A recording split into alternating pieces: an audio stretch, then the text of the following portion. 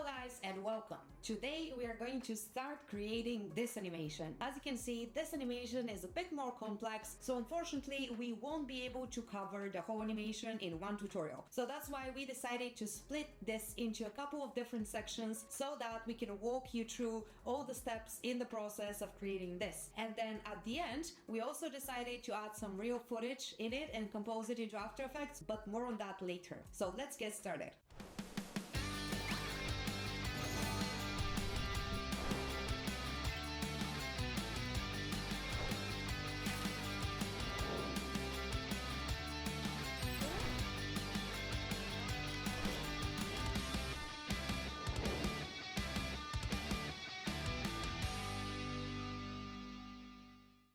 Okay, so I'm going to start by importing my character into After Effects. I have already imported mine, and the important thing I need to point out is that each and every element of my character is going to be on a separate layer because that will be quite important later on in the animation. So basically, even these elements, like this element of the ear and this element of the ear, are a separate element instead of being all on the same layer. So let me speed it up. I'm going to parent each layer to his parent.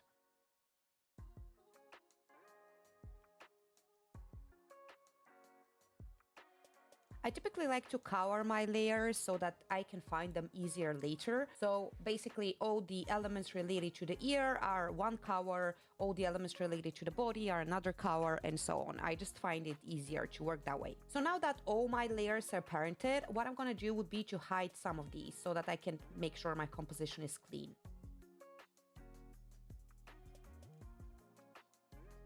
Okay, perfect. So now what I typically like to do when I start animations like these is to start with a very rough animation first. So of course that won't be something that we are later on going to use. It's just to give me an idea about what I would like my animation to be and give me an idea about the timing as well. Also, for now, please ignore the fact that this character has no legs. We are going to be adding them later. For now, the most important thing for me is to really see what I had in mind would work. Some people like to do a sketch, some people like to do a rough animation or animatic. What I do is basically create some very rough keyframes just so I can see basically if it's going to work or not. Okay, I think my rough animation is ready now. Of course, as I said, it's very rough, but I'm happy with how this is looking right now, and it gives me a sense about the timing as well, and also some things that I was going to skip like for example, these elements needed to be on a separate layer and parented with the second cut of the body. I'm going to walk you through all the steps right now, and I advise you do the same, like at least like a very rough kind of idea about how your timing is going to look. I have a very clear idea of what's going to happen. So our bow will be bouncing. There will be motion lines here, and also the elements of this bow are going to obviously move because it's going to be rolling. And then at this stage, this is where my eyes are going to appear, or actually roll from the body. The legs are going to appear here as well. And then from here, I have a little bit of pause with just a bit of zoom in, which is from the new object. And I'm going to be zooming. The character is going to be looking up, squash and stretch, and land. So he's going to land somewhere around here. Looking at it now, I think I might change the position of these frames later, because once we have the legs, they're going to be somewhere around here, I would assume, and I'll have a lot of empty space here in the top. For now, let's not worry about this, and let's start working on the rolling animation. So the first step would be to animate the body elements, and since the body is rolling, it will make sense for these to roll as well. So I am actually going to do that in a pre-composition, not in this one. And let me duplicate my monster animation, and I'm just going to call this rolling, okay? And in my new pre-comp, I am going to delete everything except for the body that is moving. And I would like to also keep these keyframes for now. I'm going to delete them later, by the way, but for now I'm gonna keep them just because I wanna see how this rolling animation is going to look and where it's going to loop. So if I duplicate this body, put it here at the top, and just make sure the track mate is this new body, I will also create a new object, and the center of the new object will be somewhere around here. And these body elements are going to be connected to the new object. And I'm going to animate the position, making them start here. And then at like the final keyframe, I'm just going to make them go up like this. And if I trim my composition like this, I can see, okay. So yes, okay, so this is what I'm getting. And actually, I'm pretty happy with this, to be honest. I was thinking I will have to add some sort of bulge effect, but since the body is so tiny here, look at the way it looks. It's super tiny, and I don't think these are going to be visible anyway. So I think this is enough, really, to be honest. So from here, I'm going to trim my composition to work area.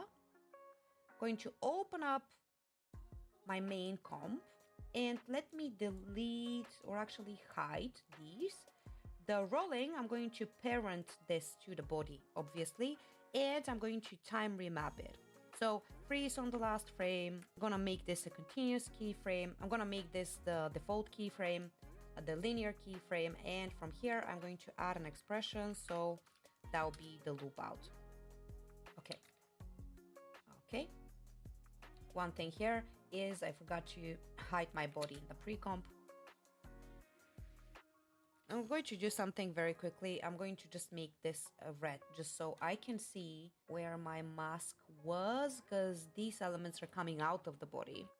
So I'm going to duplicate this rolling animation now, and I'm going to parent them to my second body layer, the one that we cut. And I'm actually going to freeze it on this frame while removing the time remapping animation, because I want them at this point to freeze. So the loop out needs to go. Okay, and the time remapping needs to go. So let me put this here, and let me see where I need to stop them. Like that'll be around here, I think. Okay, and now freeze. Okay, so that'll be the last time when they are rolling. And now in the rolling, I'm going to hide the body layer, so it looks like this.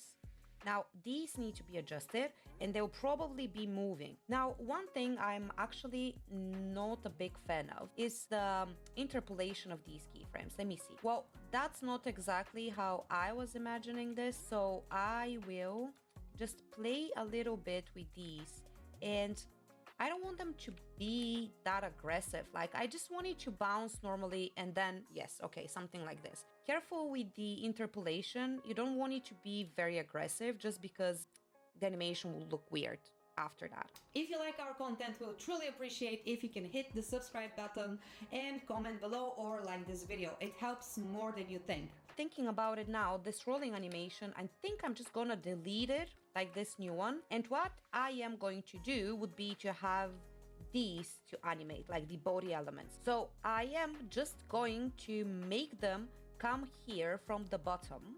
And then once the body goes up, I am going to move them around here, and for now I'm gonna keep them where they are, because later when we add the eyes, the animation of the ears, etc., they'll look a lot better. But for now, I think I'm good. One thing I would like to adjust though in this rolling animation is to add a little bit of blur, and I'm going to do that in the pre-comp directly by creating an adjustment layer, and then I am going to just add a directional blur. Okay. I'm going to keep that at 0 for now, and the blur length will be, I don't know, maybe 4. Okay, and let me hide the body. So now let's add a little bit of drop shadow, and now I am going to need a background. So let me create a solid layer. That will be, I think, some sort of a beige color here, like maybe a little bit more yellow-ish, something like this. And I'm going to pull this at the bottom. I'm going to call this BG.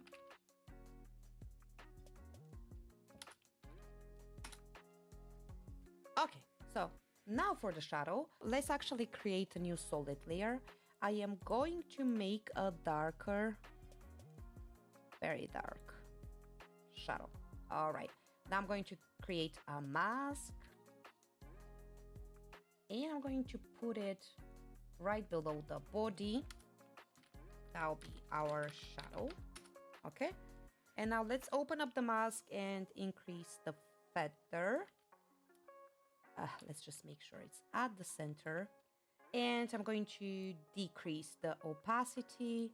So yes, something like this would work. I'm going to parent this to the null that is controlling the body. And I would like to actually even adjust like the scale and the position. And I'm just gonna make sure that when it's here, it stops, yes, here. And then at the start, hold it up a bit. Let me move this down a bit and scale it down. Okay, so you know what else we need? We need motion lines. So let's create these in a separate composition. I am going to again duplicate my master composition. I'm going to call this motion lines. All right. And I am going to start here, delete everything besides the body. Okay. And I'm going to create a shape from vector layer. I'm going to remove the fill and I'm going to add a stroke. So if this doesn't work, you can always go ahead here, click add and click stroke. So that way your stroke will appear. Let me grab the cover of my original monster. Alrighty. And I'm going to increase the stroke and I'm going to make sure it's the same color as the monster. All right, for now, this, I'm going to just make it red. It's just for reference, really. I don't need it for anything else. For now, I will, first of all, add a trim paths effect. So here, click add, click trim paths, and I'm going to make sure I animate the end. So the end is going to start at 0%, and then it's going to draw like this, okay? And let me animate the start as well. The start will start a couple of frames after, so it will be like an offset really. Like starting a couple of frames after the end keyframes and ending a couple of keyframes after these keyframes have ended. So yeah, something like this. All right. I don't like the fact that this is like the butt cup. I would like it to be a round cup, and I like the joint to be a round joint as well. And now from here, I would like to add a couple of effects. So I'm going to start with the turbulent displace effect, and I'm going to see how it looks. I like it, the size to be very tiny, like something like this. And the amount, yes. Complexity, yes, maybe something like this. Like the size should be tiny, then the amount you can play with this and see what you like, maybe even minus, but yeah, I'm not sure. I don't want it to be like a snake type thing. I just want it to feel like motion lines, like super, yes. So something like this, but then I'm going to duplicate it and create one more. So it's like a circle, maybe offset them a bit more. And that way we have this, but you know what? Maybe even we can open up the stroke that we created, or actually open up the group, and here in the path 1, just change the direction to be the other direction. So that way we have this. I'm not sure I'm a big fan of it yet. Until I see it parented to the rest of the animation, I won't even know. But one thing I'm just noticing is because I duplicated the body, now there is the same animation of the body, and I'm going to delete that. I don't want it to mess with my composition really. I don't want these keyframes. They're going to be parented to the body anyways. Okay, let me play a little bit more with this, and I'm gonna see you in a second.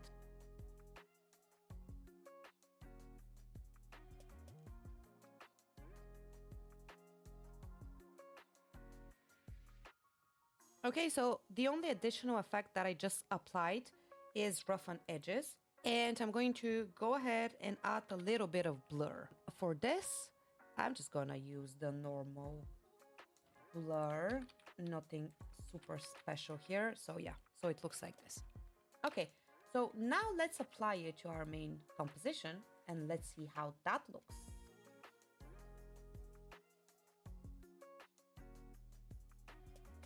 You know what else we need here? In the rolling animation, what we need are a couple of lines. So let me go back here in my rolling pre-comp and create a couple of tiny lights, like stroke being 4 or even 3 is fine. Make sure it's a round cup and round joint. And I am going to make sure the anchor is at the center and add a couple of lines here, and here. I'm gonna move these below so the blur applies to them as well. And let me move these here, make sure they are parented to the null, and make sure they are tracked inside the layer number 6.